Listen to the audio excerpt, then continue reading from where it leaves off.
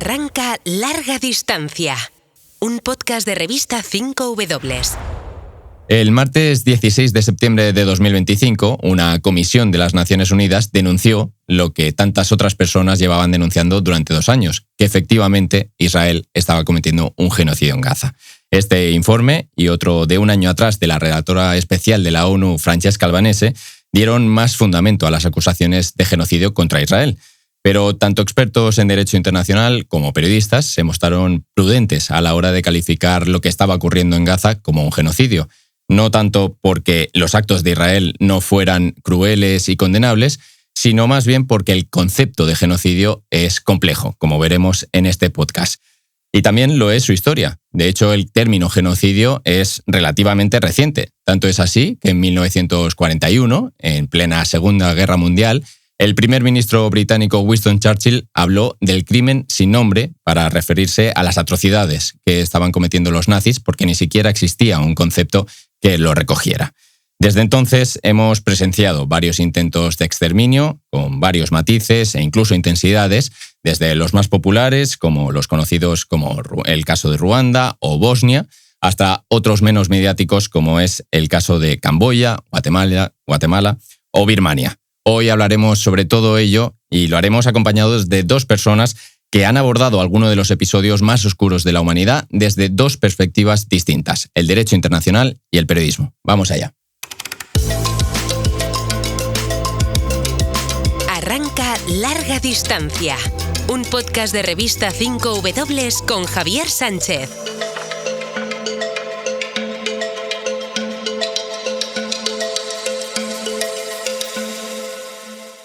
A mi derecha tengo a Plácid García Planas, reportero internacional del diario La Vanguardia. Durante su carrera ha cubierto conflictos como las guerras del Golfo, la desintegración de Yugoslavia o las guerras en Líbano, Gaza, Libia o Afganistán, entre otras. Bienvenido al podcast, Plácid. Gracias. Y a mi izquierda me acompaña Elisenda Calvet, doctora en Derecho, profesora de Derecho Internacional en la Universitat de Barcelona y desde hace 4 años miembro de la Junta Directiva de la Asociación Internacional de Académicos del Genocidio, una organización que a principios de septiembre aprobó una resolución que declaraba que las acciones de Israel en Gaza constituyen un genocidio. Bienvenida, Elisenda. Muchas gracias. Como ya hicimos en el episodio anterior, vamos a comenzar el podcast con 2 objetos que habéis traído. Empezamos contigo, Plácid, si te parece. ¿Qué nos has traído? Yo os he traído una columna de una maqueta. De hecho, no la recogí yo, lo recogió un amigo mío, historiador, Arnau González de Vilalta, que vio en el Museo de Historia de Varsovia, habían hecho alguna exposición en que se exponía la maqueta de la gran sinagoga de Varsovia, destruida por los nazis en la Segunda Guerra Mundial, y dejaron la maqueta en el jardín, y se estaba pudriendo, se estaba rompiendo, y él me trajo una columna. Pero en realidad, el objeto que me gustaría haber traído hoy no lo he podido traer porque está expuesto en el MNAC, el Museo Nacional de Arte de Cataluña, en una exposición sobre tinta contra Hitler, de caricaturas contra el Tercer Reich durante la Segunda Guerra Mundial, y es precisamente el libro, en el año 44, podemos hablar luego, que se llama El dominio del eje en la Europa ocupada, donde en el capítulo 9 sale por primera vez, la palabra impresa genocidio. ¿Quién fue el autor? Porque Raphael Lemkin. Podemos hablar más tarde, pero Raphael Lemkin era un jurista polaco, judío, que ya de niño leyó Quo Vadis, y al leer lo de los cristianos y los leones y tal y cual, preguntó a su madre, dice, no entiendo, ¿por qué los cristianos no llamaron a la policía? Uh-huh. La poeta polaca Premio Nobel Szymborska, que tú de hecho has mencionado en algún artículo, escribió: cada mano humana tiene 27 huesos y 35 músculos, suficiente para escribir Mein Kampf, o Winnie the Pooh. ¿Estamos condenados a repetir la historia, Plácid? No, a ver, estamos condenados a seguir siendo humanos. Y como tal, pues evidentemente cometen los mismos errores. Pero este poema de la poetisa polaca está bien porque te viene a decir que uno puede ser verdugo y víctima a la vez. Y luego el otro día en un debate alguien me dijo, dice, sí, no, porque Hitler dice no era humano. ¿Y cómo? ¿No era humano? La tragedia nuestra es que Hitler y otros hoy en día son seres humanos y de eso no podemos escapar. Uh-huh. Vamos ahora con nuestra invitada, Elisenda. Tú has decidido traer un pañuelo que llevas puesto de Guatemala hecha por indígenas, ¿no? Cuéntanos. Sí, pues mira, este pañuelo que llevo es confeccionado por mujeres indígenas, por población indígena de Guatemala y bueno, este sería en este típico dibujo típico de sus tejidos. Yo he trabajado mucho el contexto de Guatemala. Guatemala, el 40% de la población es indígena. Aún así, pues su discriminación todavía persiste, una discriminación estructural. Y bueno, Guatemala pues, sufrió un conflicto armado durante 36 años, de 1960 a 1996, año en que pues, hubo un acuerdo de paz y dentro de los 36 años, sobre todo al principio de los años 80, hubo un genocidio cometido por las fuerzas militares de Guatemala contra poblaciones indígenas y de ahí que bueno, pues, haya querido traer este pañuelo, digamos, como en reconocimiento de las mujeres indígenas de Guatemala y no solo las mujeres, sino también la población indígena que pues, ha sufrido un genocidio, pero además pues, esta discriminación continúa hoy día. Elisenda, te tengo que preguntar esto porque de hecho es la raíz de este podcast. ¿Por qué cuando hablamos de genocidio se abren tantos debates sobre si su aplicación es correcta o no? ¿Y por qué esto no ocurre con otros crímenes del derecho internacional? Bueno, a ver, de entrada, el crimen de genocidio está reconocido en la Convención de Prevención y Sanción del Crimen de Genocidio de 1948. Entonces, ya podemos intuir por la fecha de la convención que se adoptó después de la Segunda Guerra Mundial, justamente a raíz del Holocausto. Por lo tanto, era esa convención de no queremos que esto vuelva a ocurrir, ¿no?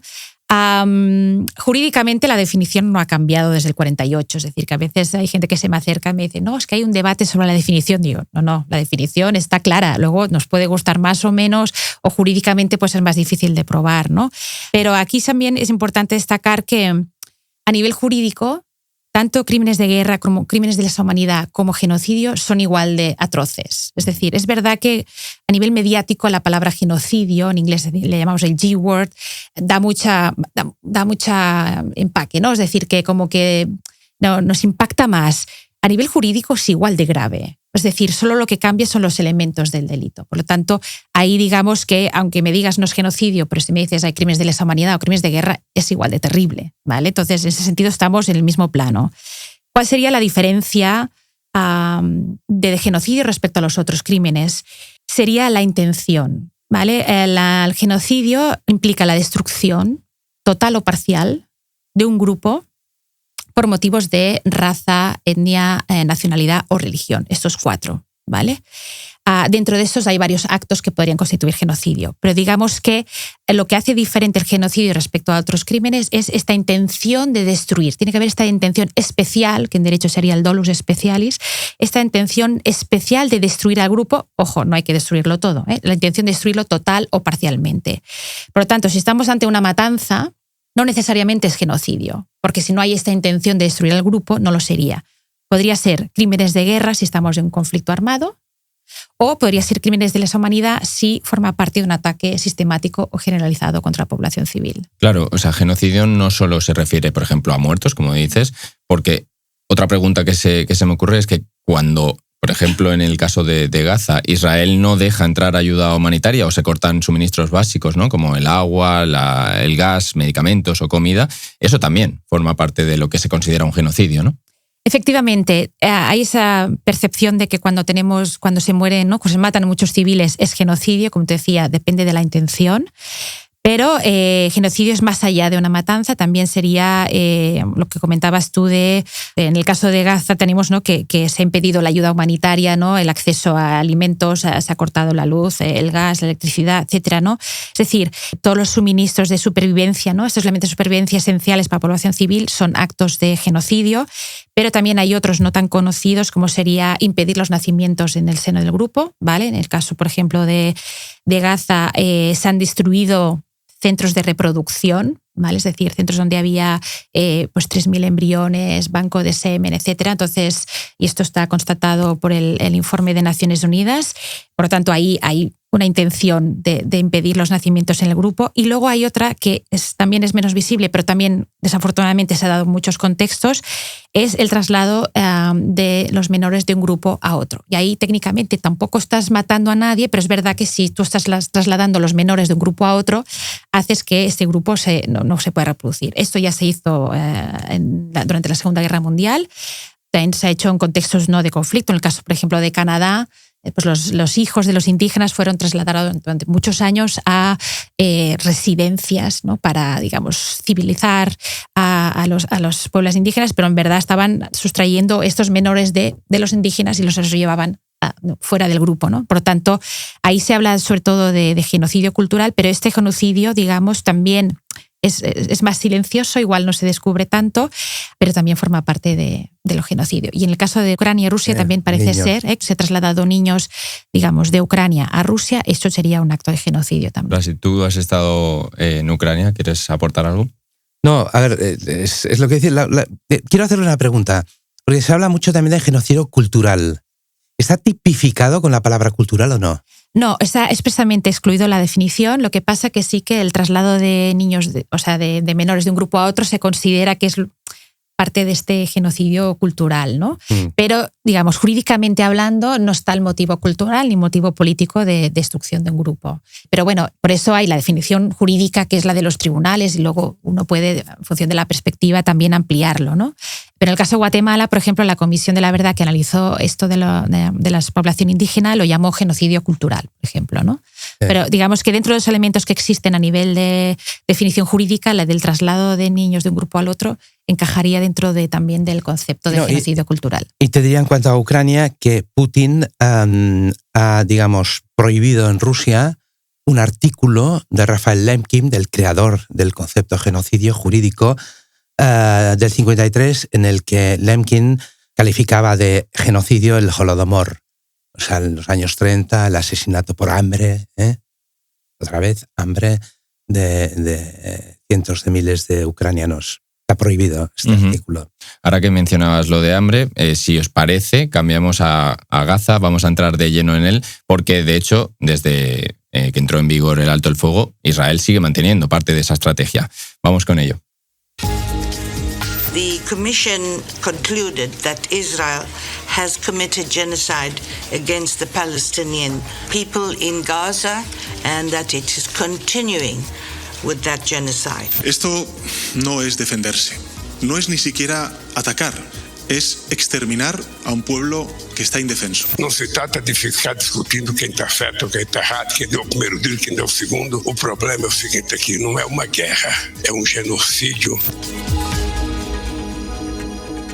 Acabamos de escuchar las voces de la ex jueza de la Corte Penal Internacional, Naventem Pillay, del presidente español, Pedro Sánchez, y de su homólogo brasileño, Lula da Silva, reconociendo el genocidio de Israel en Gaza.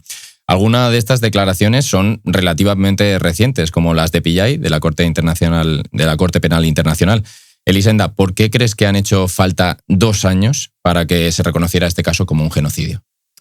Por ejemplo, la Comisión de Naciones Unidas, de la cual preside Nive Pillay, era el tercer informe que hacía, ¿no? El más evidente es crímenes de guerra porque estamos en un conflicto armado. Luego el siguiente informe hablaba de crímenes de lesa humanidad y el tercero ya de lleno, 72 páginas muy contundentes ya hablando de genocidio. Porque lo que decía, es fácil, digamos, probar los hechos, lo difícil es probar la intención, que la intención sea la de destruir el grupo. ¿Qué dice este informe? Entre otras cosas, que recomiendo a los que estén interesados a que lo lean. Por ejemplo, ¿no? Cuando hablamos de matanzas, este informe constata que Israel podría utilizar armas inteligentes que permiten distinguir población civil de combatientes en zonas densas de población. Claro, estamos hablando de zonas urbanas también, en el caso de Gaza. Y se sabe que Israel no ha utilizado estas armas inteligentes de forma deliberada. Es decir, si tú tienes estas armas y no las utilizas, es porque hay una intención detrás, ¿vale? Cuando hablamos de destrucción, pues lo que os decía, ¿no? O de hospitales o de centros de reproducción, Yo he conocido doctores que trabajan con médicos en el terreno y te dicen, no, es decir, que han destruido donde había más embriones, donde había el banco más grande de semen, etcétera. Es decir, que ahí podrías atacar cuál hospital, en verdad no se puede, pero también escoges cuál hospital atacas, ¿no? Entonces, digamos, este informe de Naciones Unidas realmente consigue probar, con toda la información que ha ido recolectando durante estos 2 años, que se dan varios actos de genocidio, no el de traslado de población de menores de un grupo al otro, pero los otros actos que sí que están recogidos en la definición sí.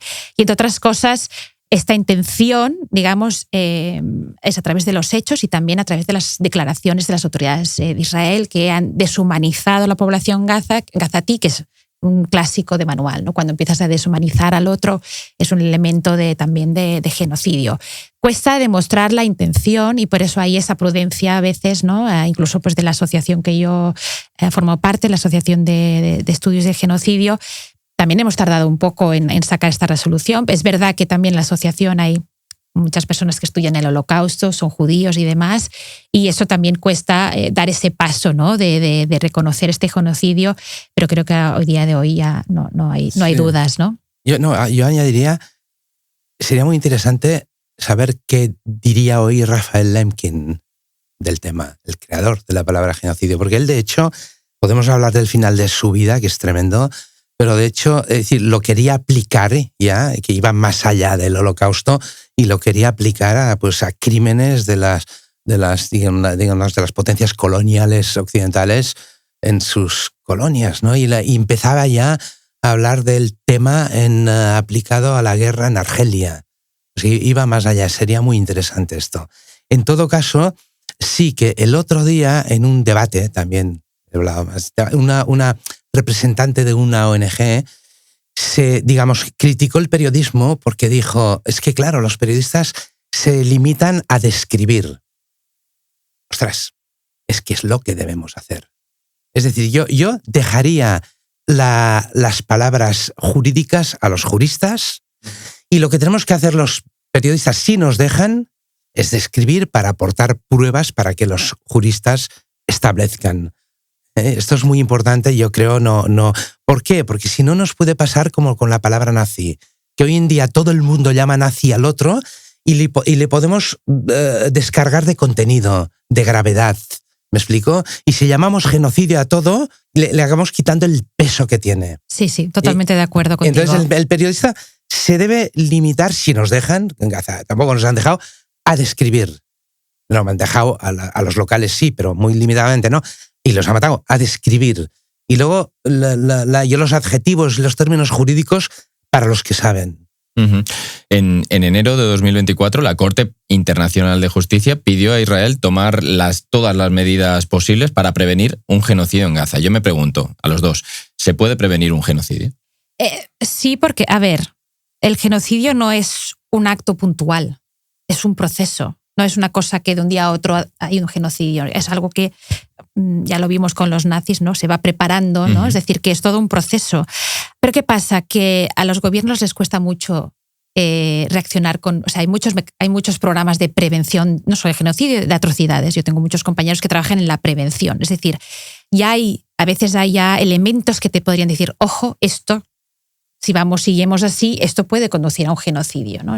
Quizás estaríamos diciendo que en Gaza estamos viendo la parte como acabando de ejecutar el genocidio, pero no viene del 7 de octubre, viene de antes, viene de toda una ocupación, de una situación colonial, digamos, de asentamiento. Es decir, que no es una situación nueva, tiene un histórico en este año, desde este caso, de bastantes décadas, ¿no?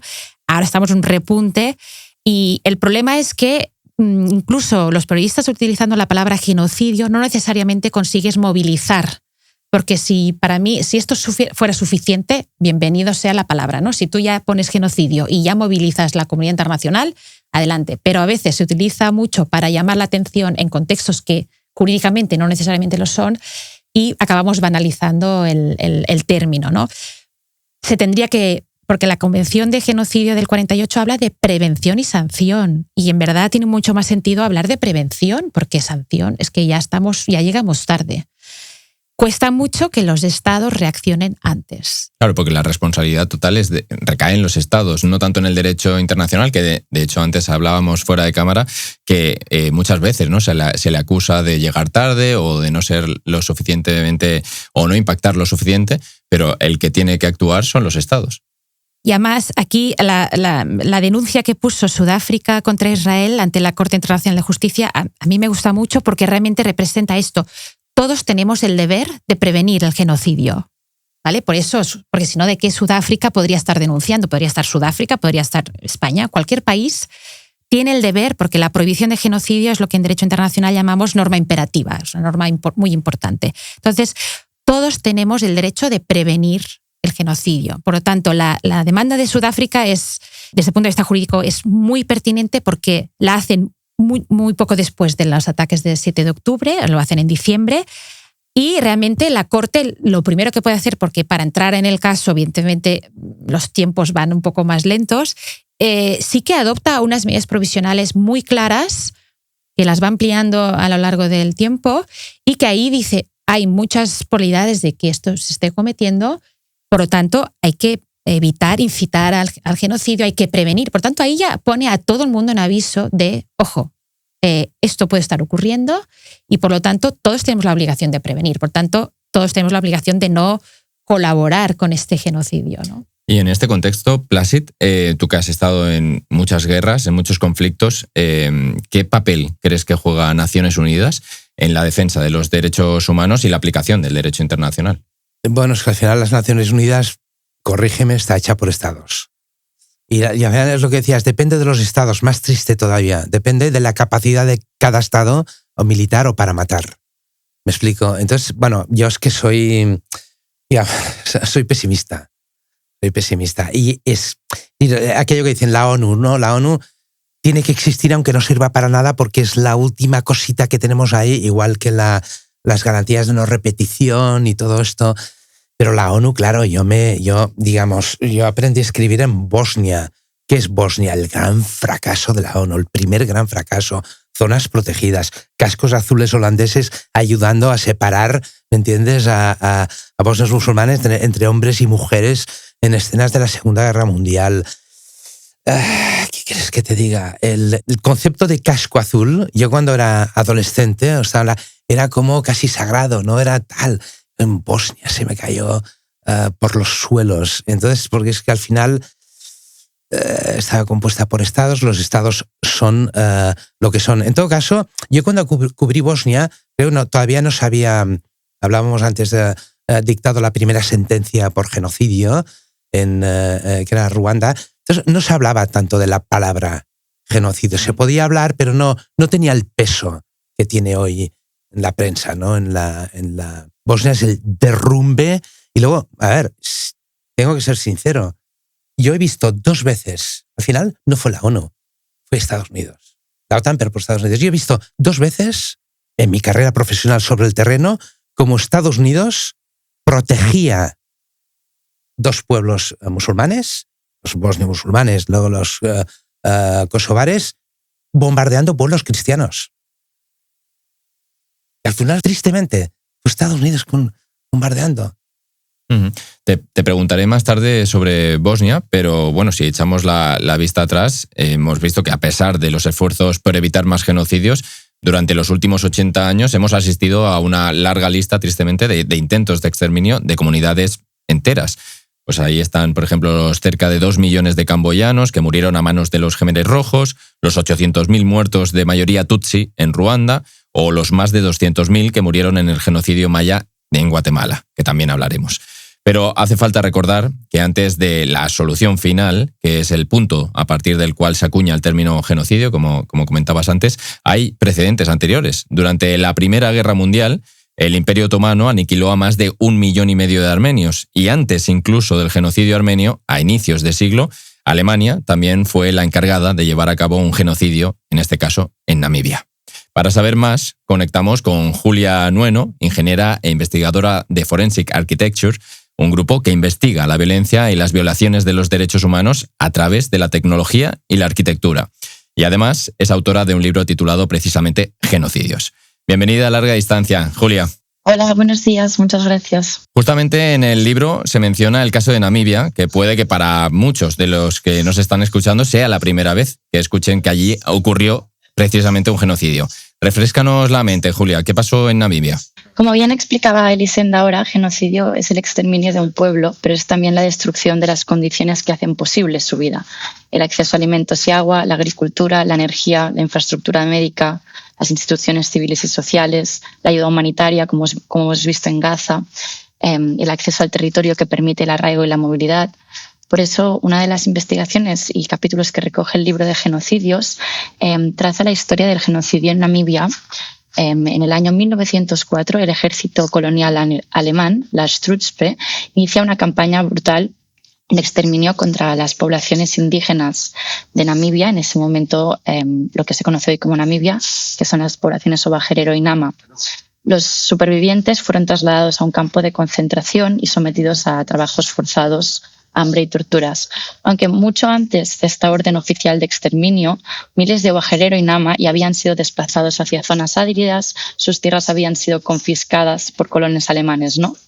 Entonces, en la colonización de Namibia, en este desplazamiento y apropiación de las tierras, en esta creación de asentamientos, vemos que ciertas prácticas, como explicábamos, de genocidio, que son un proceso, ¿no? Este proceso de colonización y desplazamiento, vemos que hace de que el genocidio no sea un evento excepcional, sino la consecuencia directa de una violencia colonial que se construye con la apropiación del territorio y el desplazamiento de las personas que habitan ese territorio originalmente y que culmina en su exterminio. Creo que cuando vemos este ejemplo de Namibia, vemos muchos reflejos con la realidad que estamos viendo hoy en Gaza, ¿no? Justamente, sí. Sí, que justamente a raíz de lo que estabas comentando hay un dato que lo refleja bastante bien, que es que hoy en día el 70% de las tierras agrícolas del país están concentradas en manos de una minoría blanca que desciende de aquellos colonos alemanes. O sea, que es decir, que los genocidios, como decías, tienen un alcance que va más allá de la magnitud humana, también es económica y se mezclan otros intereses, ¿no?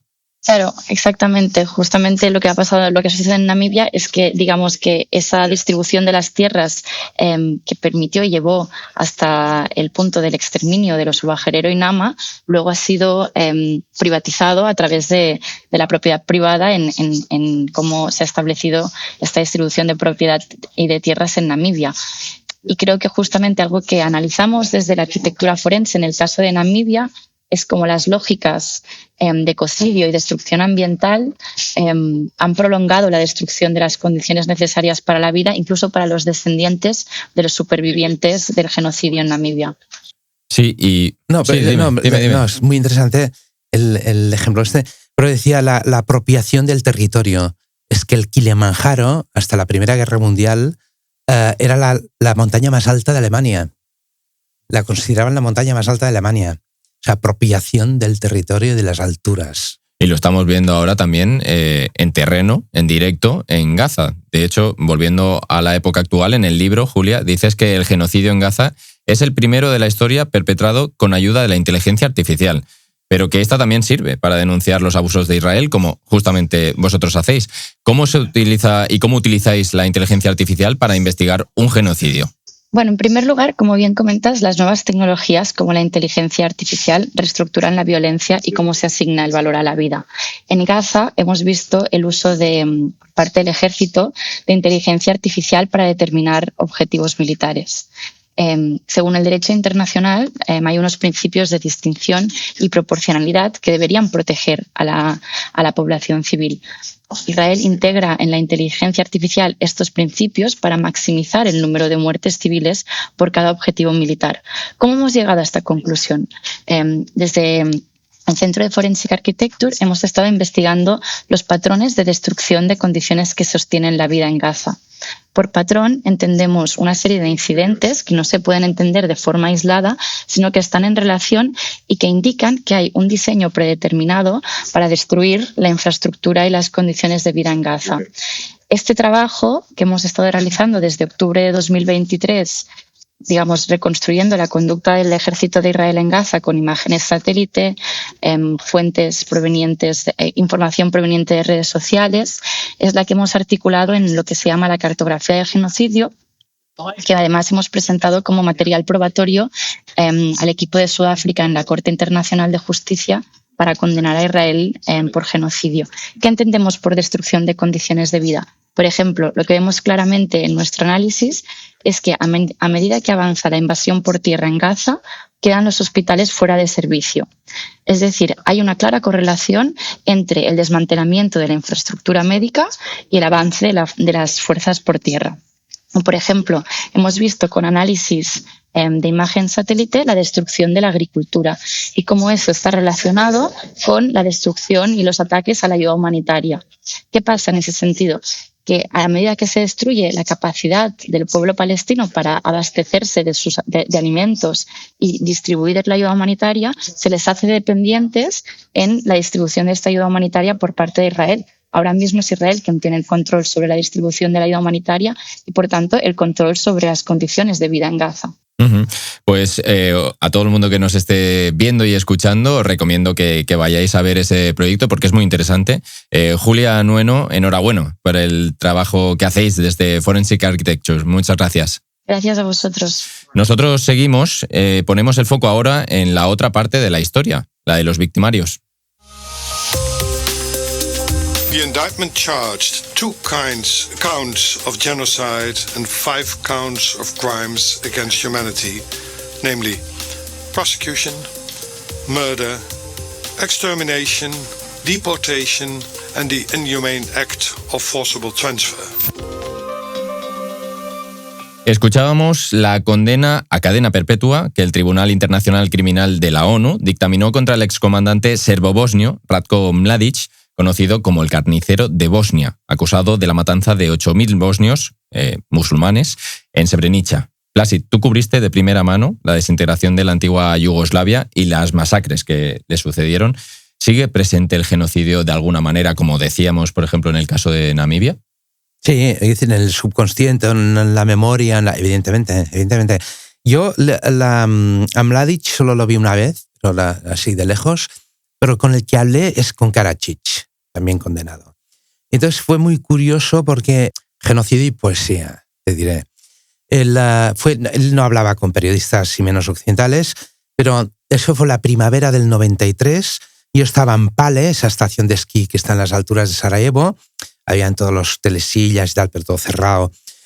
Y había un hotel y yo iba con Kasia Widerko, que era una periodista polaca, pero que trabajaba para la televisión mexicana y vivía ahí, cubría toda la ex Yugoslavia, vivía en Eslovenia. Entonces estaba ahí y apareció de repente saliendo del hotel. Entonces, como Kasia lo había entrevistado, lo llamó así, Mr. Karadzic, entonces Mr. Ukrata, y se acercó. Entonces yo fui detrás de Kasia, ¿no? Entonces ella le hizo una entrevista a vuelo para la televisión, pensando las preguntas muy rápido, ¿no? Porque era cogerlo al vuelo a alguien que no daba nunca entrevistas, y yo me acoplé, ¿no? Entonces también le hice 2 o 3 preguntas. Entonces, claro, eran preguntas no pensadas, rápidas, preguntas estúpidas para las cuales recibimos contestaciones estúpidas. Entonces, esto fue en el 93. En el 94, él era poeta, estudió poesía en Estados Unidos, y en el 94 escribió un libro de poesías en el que habían poemas que ya te anunciaban ya como el fuego del apocalipsis, el tal caerá sobre... Ya te anunciaba Srebrenica. Entonces, con el tiempo me di cuenta de que me equivoqué de género periodístico. O sea, en lugar de hacerle 5 preguntas políticas tontas, le tendría que haber dicho, señor Karadzic, darle la libreta, por favor, compóngame un poema para el suscriptor de mi diario. Y en ese poema habría habido más verdad de lo que iba a hacer que en una entrevista vulgar política. Es tremendo cómo al final se junta genocidio y poesía. Pensar que el que... Yo estaba en Sarajevo el día que volaron la biblioteca de Sarajevo. A ver, tampoco es que tuviera... Es decir, una biblioteca no era de las grandes de Europa y tal, era, digamos, mediana, menor, pero era destruir la memoria, la cultura y tal. Y el serbio que dirigió el bombardeo de la de la Biblioteca de Sarajevo, era uno de los máximos especialistas de Shakespeare en la ex Yugoslavia. ¿Vale? Lo que me lleva siempre, yo soy también muy escéptico cuando dicen la solución vendrá por la cultura. Permitirme la expresión y una mierda. Es decir, el pueblo más culto de Europa, que hacía unos conciertos de piano maravillosos y editaba unos libros de filosofía que te cagas, inventó Auschwitz. ¿Me explico? Entonces son esas cosas que dices, los terroristas del 11S, parecerán 19, 17, habían hecho estudios universitarios, no eran pastores de la montaña afgana, eran gente ya, digamos, con cultura.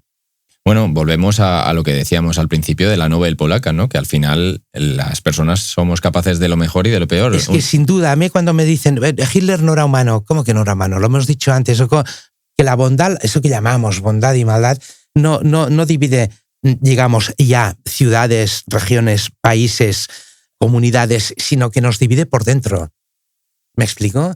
Y yo lo vi en Sarajevo. Hay gente que dices, ¿cómo esa misma persona puede haber hecho esto y esto? ¿No? Porque es que así somos los humanos. Y Plácid, antes hablábamos justamente del papel de Naciones Unidas y tú ya lo dejabas entrever, que allí, por ejemplo, en Srebrenica se produjo uno de los mayores errores de la organización. Un lugar que había sido calificado como una zona segura y que se convirtió en una trampa mortal para miles de personas, ¿no?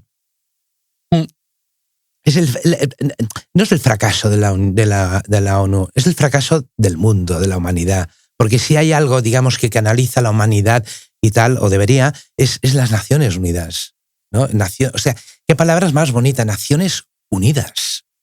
Y bueno, sí, ha sido un espejismo, no sé, tiene que existir, y yo no digo que se tenga que desmantelar, pero porque tiene que haber ahí pero el fondo es el fracaso de la humanidad. ¿Y por qué? Porque la humanidad ha fracasado, no sé, en organizarse por estados. No sé, ya sabes, lo siento, soy pesimista. Ya la has dejado claro, ya sabemos. Bueno, y de hecho, quería comentar una cosa más sobre este tema que decías. Los poemas estos auguraban, ¿no?, un poco lo que iba a pasar luego, y lo relaciono con lo que decías tú antes, que al final los genocidios, los crímenes de lesa humanidad no es algo puntual, no es algo del día a la noche, sino que es un proceso, ¿no? Y aquí lo veíamos claro, como alguien ya estaba planeando algo que sucedería años más tarde, ¿no? Sí, o sea, digamos, son diferentes elementos y hay esta planificación, y ahí coincido en esta. A mí es lo que me sorprende, ¿no? Cómo puedes planificar un genocidio, ¿no? Si estuvo en la Segunda Guerra Mundial, los nazis además hacían leyes y decretos que te lo iban poniendo así como, ¿no? ¿Puedo hacer un inciso? Sí. Una vez busqué en la hemeroteca de La Vanguardia cuál es la primera vez que salió la palabra judíos. La Vanguardia, creada en 1881. La primera era un anuncio de una obra de teatro que era El niño judío. No me servía noticia. A principios de 1882, la primera vez que en La Vanguardia sale la palabra judíos, por lo que dices ahora, es que no sé si eran 100.000 alemanes firman un manifiesto quejándose de los judíos a Bismarck. Es decir, el camino de Auschwitz, como bien dices, ya se preparaba de mucho antes de... Es decir, le explico, no es una cosa que salga de la noche al día. Sí, luego sí venimos de contextos coloniales, como el caso de Ruanda, que sería justo un año antes de Srebrenica. Las divisiones étnicas vienen dadas por las potencias coloniales del momento, y entonces de ahí luego se generan estas divisiones, ¿no?, para controlar el territorio, y eso luego acaba causando en este caso pues otro genocidio, que ahí también las Naciones Unidas pues se retiraron amablemente justo antes de que ocurriera el genocidio en 3 meses en este caso, ¿no? Nunca autoricé, nunca firmé, nunca propuse, nunca ordené que se atentara contra una raza, una etnia o una religión. Esta era la voz del dictador guatemalteco Ríos Montt ante el Tribunal de Alto Riesgo de Guatemala en 2013. Tras ese juicio, se convirtió en el primer jefe de Estado en ser culpado de genocidio por un tribunal nacional, aunque luego la sentencia fue anulada. Elisenda, tú, como has comentado antes, has estudiado el genocidio guatemalteco contra la población maya. ¿Qué lecciones sacas de ese proceso desde la perspectiva del derecho internacional? Bueno, A ver, el contexto de Guatemala, digamos, tuvo un conflicto armado de 36 años con atrocidades, ¿no? Masacres. Si tú lees los casos que han llegado, por ejemplo, a la Corte Interamericana de Derechos Humanos, es terrible. Hay muchas masacres, sobre todo de población indígena. En concreto, en estos años del caso de Ríos Montt, pues en los años 81, si no recuerdo mal, 81-82, ya lo dijo primero una comisión de la verdad que se estableció sobre Guatemala, que había ocurrido genocidio contra la población maya. Claro, llevar casos de genocidio cuesta mucho porque cuesta mucho de investigar. Son casos complejos. Y claro, estamos hablando de que quien cometió el genocidio eran las Fuerzas Armadas de Guatemala. Es decir, que aunque haya acabado el conflicto, la fuerza militar sigue teniendo poder, ¿no? Digamos, en el país, entre otros, ¿no? Y de hecho la población indígena evidentemente no tiene ese poder que tienen las Fuerzas Armadas. Por lo tanto, llevar a juicio al antiguo jefe de Estado, Ríos Montt, y al jefe de la inteligencia militar por genocidio en un país en que las instituciones no es que sean muy fuertes, porque es un país que necesita todavía tener una democracia, instituciones más fuertes, pero claro, veníamos de 36 años de conflicto, por lo tanto esto no se hace de un día para otro. Entonces, que se hayan podido crear esas condiciones de poder juzgar al máximo responsable durante ese periodo por genocidio de población maya, para mí es un hito histórico. No solo a nivel de Guatemala, sino también a nivel internacional. Es decir, es un ejemplo de se puede, ¿vale? Y se debe, ¿no? Es decir, esta lucha contra la impunidad es muy importante y normalmente lo bueno es que se haga a nivel estatal. En verdad, los tribunales internacionales no tendrían que existir. La Corte Penal Internacional es complementaria. Es decir, si no lo hacen los gobiernos, lo haremos nosotros. Pero en verdad, lo ideal es que se haga donde se han cometido los crímenes. A pesar de que se haya anulado la sentencia en su momento, que eso también tiene que ver con que los poderes, digamos, las élites han cooptado los poderes del Estado, no resta importancia hasta primera sentencia. Luego se volvió a repetir el juicio y se volvió a condenar a Ríos Montt, si bien ya murió. Pero para mí es muy importante este ejercicio y sobre todo teniendo en cuenta esto, que las instituciones de Guatemala no son necesariamente una estructura con un Estado de Derecho muy consolidado. Ahí también, aunque criticamos mucho a las Naciones Unidas, pero allí Guatemala hubo una Comisión Internacional de Lucha contra la Impunidad, la CICIG, que fue establecida entre el gobierno de Guatemala y la ONU. Que si bien su función era luchar contra la corrupción, digamos, desmantelar estas redes clandestinas de corrupción, sí que contribuyó a fortalecer el sistema judicial y por esto tú has dicho que la condena viene de un tribunal de alto riesgo. Uh-huh. Estos tribunales especiales para investigar casos como pues esto de genocidio, crímenes de guerra, crímenes de lesa humanidad, narcotráfico, etcétera, fueron creados gracias a este mecanismo de Naciones Unidas que, digamos, acompañó a las instituciones de Guatemala. Pero durante alto riesgo de seguridad para los propios abogados, juristas. Sí, efectivamente, porque claro, aquí hay que pensar, un juicio de estos, que también estoy yo hablando con la sociedad civil allí, porque hay este caso de genocidio, pero luego en el 2016 hay un caso muy conocido, también muy importante, que es el de Sepulzarco, que también se condenaron a militares por casos de violencia sexual contra las mujeres mayas. Entonces estamos hablando de gente, de la población maya enfrentándose al establishment de las Fuerzas Armadas en una sala en que todos hacen el testimonio en la misma sala.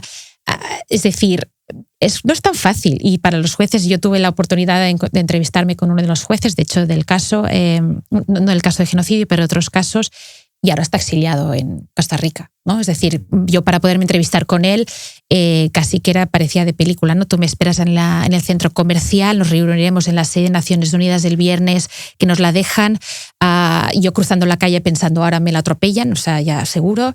Una persona que, porque llevaba casos de alto impacto, era evidentemente perseguida y se la invitó a salir varias veces y ahora está exiliado. Muchas de las personas ahora en Guatemala que colaboraron con esta Comisión de Naciones Unidas de lucha contra la impunidad, investigando casos muy importantes, ahora están fuera del país. Aunque ahora, digamos, el gobierno es un poco más amable en esto, pero hay todavía unas estructuras internas que hacen que las personas, digamos, que luchan contra la impunidad hayan tenido que huir del país. Eso daría para otro podcast, esas historias. Sí. Y te lanzo otra pregunta que no sé si es pecar de ingenuo, porque al igual que Plasid, yo también suelo ser bastante pesimista, pero ¿podríamos ver el mismo escenario para Netanyahu que pasó con Riosmont? O sea, quiero decir, ¿puede que algún día veamos condenado a Netanyahu por crímenes de lesa humanidad, por genocidio? Bueno, esto es lo mismo que también se podría hacer equivalente con Putin, que también tiene una orden de detención, ¿no? Sí. A ver, como os decía, digamos, la Corte Penal Internacional está investigando la situación de Gaza y ha emitido esta orden de detención contra Netanyahu. De momento, digamos, la Corte Penal Internacional son 125 estados parte. Por lo tanto, de momento, Netanyahu puede viajar a Estados Unidos, puede viajar a Rusia, puede viajar a China, puede viajar a India. Ya lo ha hecho, de hecho. ¿Por qué no forman parte? Porque no forman parte. Vale, es verdad que hay grandes potencias que no forman parte, pero hay 125 estados a los que no puede estar. A principio, a Europa tampoco podría, aunque pues el presidente de Hungría le ha dicho bienvenido, nos retiraremos de la Corte Penal. Pero esto limita bastante ya de entrada y de hecho parece ser que cuando Netanyahu voló en septiembre para acudir a la Asamblea General de Naciones Unidas, no pasó por nuestro espacio aéreo porque, bueno, España pues, tendría la obligación de cooperar con la Corte y de detenerlo. Por un lado, si los estados cooperan, de la Corte Penal tendrían que detenerlo si viaja a su país. Esto, de momento, se ve poco probable, ¿no? Pero sí que es verdad que impide quizá estos viajes y nunca se sabe. Es decir, ahora está en el poder, por lo tanto, es difícil que sea arrestado. Si en algún momento determinado, la justicia a veces tiene otros plazos, ¿no? Y hay que estar esperando. No nos gustan los plazos tan lentos, pero son así los de la justicia. Nunca sabemos si al día de mañana deja de estar en el poder, ya sea que es entregado por las mismas autoridades de Israel o pues es entregado por otro estado, ¿no? La Corte Penal, por ejemplo, tenía un caso de Filipinas contra el antiguo presidente y, bueno, incluso Filipinas se retiró de la Corte Penal y en algún momento terminado Filipinas dijo, te entrego al antiguo presidente. Por lo tanto, es improbable en el sentido que no lo veo a corto plazo, pero no es imposible. Veremos a ver qué pasa. Ya para acabar este debate os voy a lanzar 3 preguntas, pero que no he formulado yo, sino los seguidores del podcast. Si te ha gustado este episodio, recuerda que puedes escuchar y ver todos nuestros podcasts en el canal de YouTube de 5W o escucharnos a través de Spotify, iVoox y Apple Music. Como escuchabais, estad atentos a nuestras redes sociales porque cada mes os anunciamos el tema del siguiente podcast y os damos la posibilidad de enviarnos preguntas que luego aparecerán aquí. Algunas ya las hemos respondido, como la del usuario Uxue Galarza, que preguntaba que si lo que está ocurriendo en Gaza es un genocidio. Vamos ahora con la pregunta de Silvia Taberné. Quiere saber qué diferencias concretas hay entre el concepto genocidio y limpieza étnica y creo que, bueno, esa pregunta va más enfocada a ti. Vale, desde el punto de vista jurídico, limpieza étnica no existe.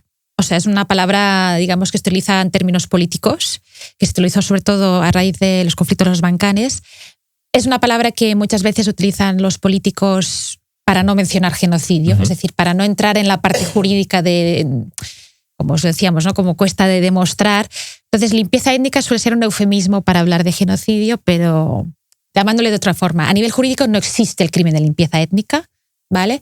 Pero, por ejemplo, sí que la política de responsabilidad de proteger, que sería cuando los estados pueden intervenir, digamos, en la situación de otro estado, uno de los motivos por los cuales es genocidio, crímenes de guerra, crímenes de lesa humanidad y limpieza étnica, ¿vale? Por lo tanto, se equipara más o menos a genocidio, pero no existe una definición jurídica como tal, ¿vale? Entonces, muchas veces es una forma de referirse a una situación que podría dar lugar a genocidio, pero sin entrar en los detalles. Y otra de las preguntas que hemos recibido nos la manda Sofía Nicolás, que nos pregunta si se está perdiendo el sentido de la palabra genocidio de lo que realmente significa. Yo creo que esto va un poco en relación a algo que comentabas tú antes. Si quieres hacer alguna nota. Sí, no, reiterar lo de antes, que hay que tener mucho cuidado con las palabras, sobre todo con las palabras graves, porque dejarlas, es decir, no las tenemos que decir los periodistas. Los periodistas tenemos que describir, y describir ya revolucionario. Hoy en día, describir ya revolucionario y dejar que los juristas dictaminen, porque al final, es decir, la gravedad es la misma. ¿Sabes qué? Es decir, a mí no me caerá mejor o peor uno, porque en lugar de genocidio son los crímenes de guerra. Es decir, al final, un cadáver es un cadáver y la intensidad la intentamos regular, lo intentan regular los juristas así a grosso modo, porque nunca acabas de saber. Pero es decir, yo no le daría tanta importancia a la palabra, le daría más importancia a que se castigue a los genocidas o a los criminales de guerra. Pero sí, para terminar, yo creo que es muy bueno terminar recordando homenaje a Raphael Lemkin, que después de la Convención contra el Genocidio del 48 no se adscribieron muchos países, solo unos pocos. Entonces, él acabó su vida yendo a la ONU, mendigando por las puertas de los países para que se sumaran, y los bedeles de la ONU les daba pena y le llevaban bocadillos a él, al creador de la palabra genocidio, que es genos, griego, estirpe, y cide, matar, latín, o sea, el asesinato como de estirpe. Y murió en 1959 en la habitación de un hotel cutre de Nueva York, solo y pobre, y a su entierro fueron 7 personas. Al jurista que creó la palabra genocidio. Y yo creo que esto nos explica mucho. Bueno, con esta historia, si os parece, cerramos ya este debate. Muchas gracias, Plastic García Planas. Muchas gracias, Elisenda, por haber estado aquí. Y terminamos nosotros con una sección histórica, Territorio Morales.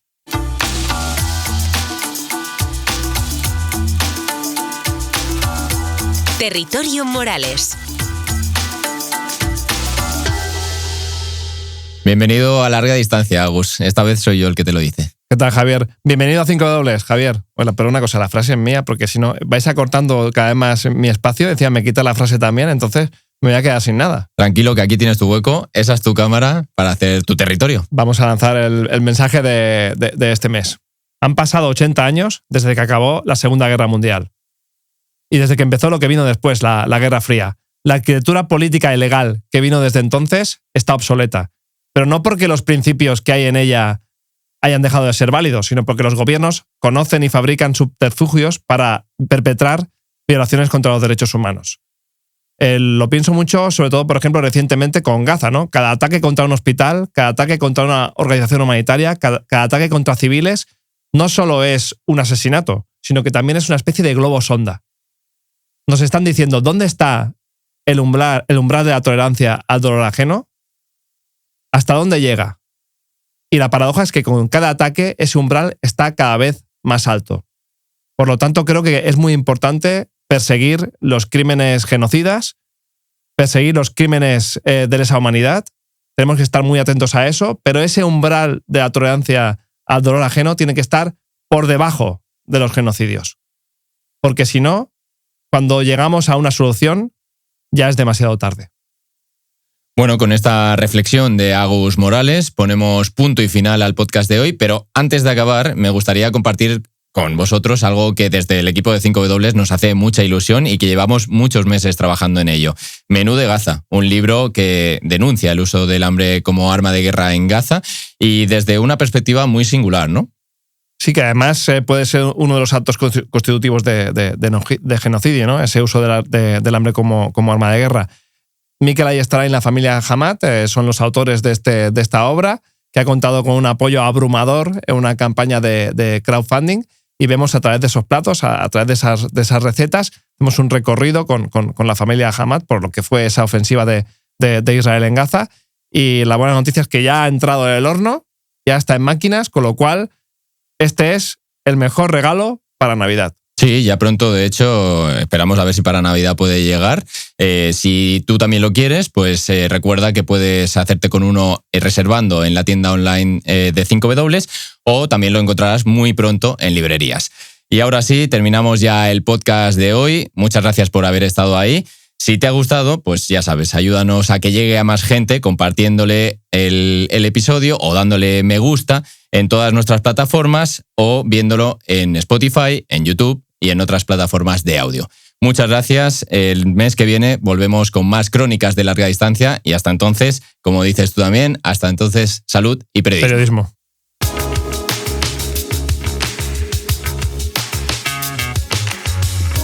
Larga Distancia, un podcast de revista 5W. A los mandos, Javier Sánchez. Y en la edición, el equipo de 5W.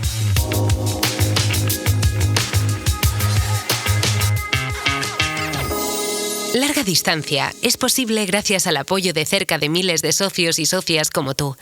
Suscríbete a 5W y ayúdanos a llegar más lejos.